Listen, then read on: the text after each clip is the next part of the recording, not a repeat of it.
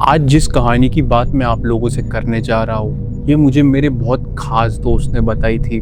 और वो कहानी सुनने के बाद मुझे रियलाइज़ हुआ कि वो बात मुझे शायद आप लोगों तक पहुँचानी चाहिए, क्योंकि ये चीज़ उसके मामा के साथ हुआ है।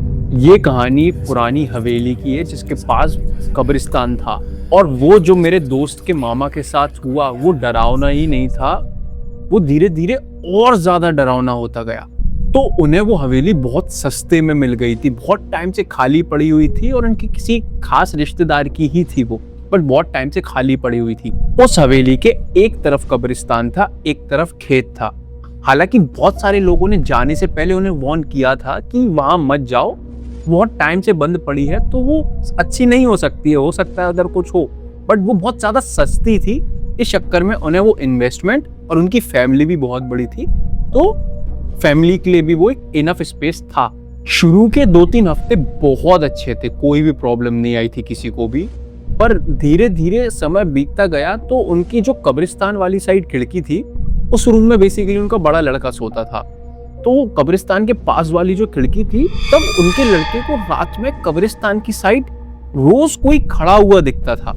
मतलब खिड़की से करीबन 50 फीट 100 फीट दूर, लेकिन उनकी डायरेक्शन में देखता हुआ। उनके सबसे बड़े बेटे की उम्र लगभग 19 साल हो गई उस समय। तो धीरे धीरे डे बाय डे वो चीजें बढ़ती गई। उस लड़के की ऑटोमेटिक उनके बेटे की आंख खुल जाती थी रात को 2:30-3 बजे, और हमेशा जब भी वो आंख खोलता था तो खिड़की की तरफ उसे कोई खड़ा हुआ दिखाई देता था। एक रात उसने अपनी मम्मी को भी उठाया और उन्हें बताया कि मम्मी कोई है बाहर, घर के बाहर है, मैं रोज देख रहा हूँ। उसकी मम्मी भाग के आई, फैमिली बाहर आई, तब तक वहां कोई भी नहीं था। अगले दिन बेटे की क्यूरियोसिटी बहुत ज्यादा जगी। उसने पता करने की कोशिश की कि बेसिकली चल क्या रहा है। उस समय वैसे भी ऐसी उम्र होती है कि ज्यादातर इंसानों को ऐसा लगता है ऐसा कुछ नहीं होता है, और वो जाके देखने के लिए गया घर के बाहर।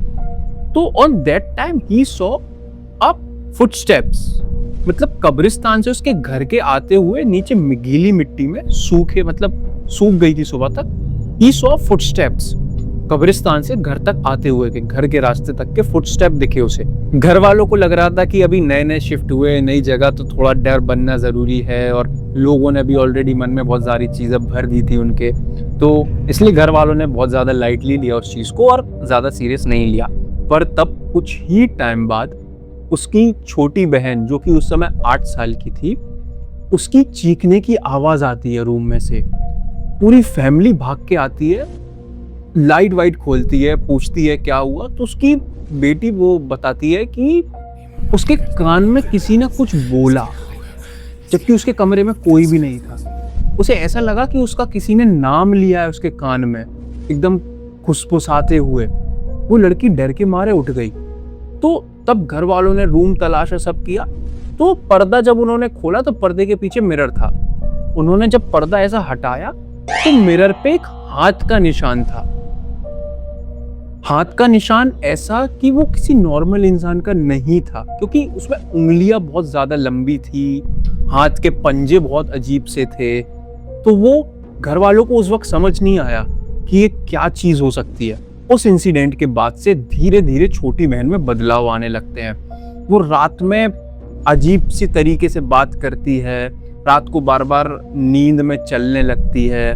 और एक टाइम तो ऐसा हुआ था कि उसकी माँ जब रात को उसके कमरे में गई चेक करने के लिए कि सब ठीक है, वो बच्ची सीधी बैठी हुई थी अपने बेड पे, माँ को कंटिन्यूअसली बिना हिले कंटिन्यू अपनी आई बॉल से देख रही थी। माँ पूछी भी क्या हुआ, बच्ची का कोई रिस्पॉन्स भी नहीं था। और सडनली उस बच्ची के ये जो ब्लैक है ये ऊपर चले जाते हैं और पूरी वाइट आंखें हो जाती हैं।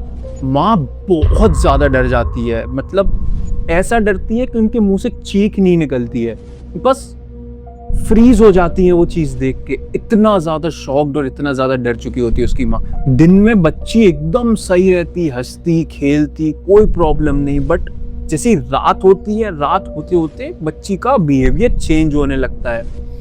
मतलब आंखें बदलने लगती हैं, आंखों का कलर चेंज हो जाता है, बात नहीं करती है, कभी कभी ऐसी अननोन लैंग्वेज में बात करती है कि कुछ समझ नहीं आता है घर वालों को। और कुछ केसेस में तो रात को वो बेटी ऐसी ऐसी बातें बोल देती है जिसको पता भी नहीं थी उसकी फैमिली के बारे में, उसके बीते हुए दादा परदादा इन सब की बातें वो बताने लगती। तो बहुत ज्यादा शॉकिंग था ये उनके घर वालों के लिए। बहुत टाइम ऐसा सब कुछ झेलने के बाद फैमिली डिसाइड करती है कि तांत्रिक बुलाना चाहिए, बट चेक कराना चाहिए क्या प्रॉब्लम है। तो जैसे ही तांत्रिक घर पहुंचते हैं तो घर की दहलीज पे ही जैसे ही वो कदम रखते हैं तो उनको कुछ अजीब सा फील होता है। उनके अंदर का इंट्यूशन बोलता है कि यहाँ कुछ गड़बड़ है, क्योंकि ये जगह बहुत दिन से बंद भी थी और कब्रिस्तान के बहुत पास भी है। तो फिर वो तांत्रिक बेटी के साथ वो झाड़ फूक करना चालू करते हैं। झाड़ फूक के वक्त बेटी बहुत तेज चीखने लगती है। मतलब उसने जब बताया मेरे दोस्त ने, तो उस समय सुन के तो उसने जिस तरीके से बताया मुझे, मेरा सुन के रोंगटे खड़े हो गए कि मतलब खिड़कियां खुलने बंद लगती है, सामान गिरने लगता है, इतनी पावरफुल होती है उस समय वो चीख। तो वो तांत्रिक उनको एक तावीज देते हैं उसको पिनाने के लिए बच्ची को। तो बच्ची को जैसे ही तांत्रिक वो तावीज पिनाने जाता है, वो तावीज इतना ज्यादा गर्म हो जाता है, इतना ज्यादा गर्म हो जाता है कि उनको वो फेंकना पड़ता है, दूर करना पड़ता है उस तावीज को। तो झाड़ फूक खत्म होता है, सब कुछ नॉर्मल होता है और सब कुछ अच्छा हो जाता है। 2-3 हफ्ते तक सब बहुत अच्छा चलता है। उसके बाद ना किसी कोई फिगर दिखता है, ना शैडो, बच्ची भी बहुत नॉर्मल हो जाती है। तभी एक रात ऐसा होता है कि उनकी फैमिली डिसाइड करती है कि अब हमें इस हवेली में रहना ही नहीं। तो जो बच्ची होती है जिसका झाड़ फूक हुआ होता है, तो वो रात को नींद में अपने आप चलने लगती है। ठीक है, चलते चलते चलते चलते वो मेन गेट तक जा रही होती है। तो उसकी आंखें भी बंद थी और वो इतने सटीक डायरेक्शन में जा रही थी जैसे उसको कोई खींच रहा हो अपनी तरफ। वो बच्ची गेट खोलती है और कब्रिस्तान की तरफ जाने लगती है गेट खोल के। तो उसका बड़ा भाई विंडो से देखता है कि ये तो मेरी बहन है। जो उसको नजर जाती है कि ये मेरी बहन है, ये क्या कर रही है। तो वो भाग के घर वालों को आवाज देता है, भाग के बाहर जाता है और उसको पकड़ लेता है आधे रास्ते से। तब वो बच्ची की आंख खुलती है और वो पूछती है कि भैया आप मुझे यहाँ क्यों लाए हो। उसको कुछ याद नहीं रहता कि क्या हो रहा था उस दिन।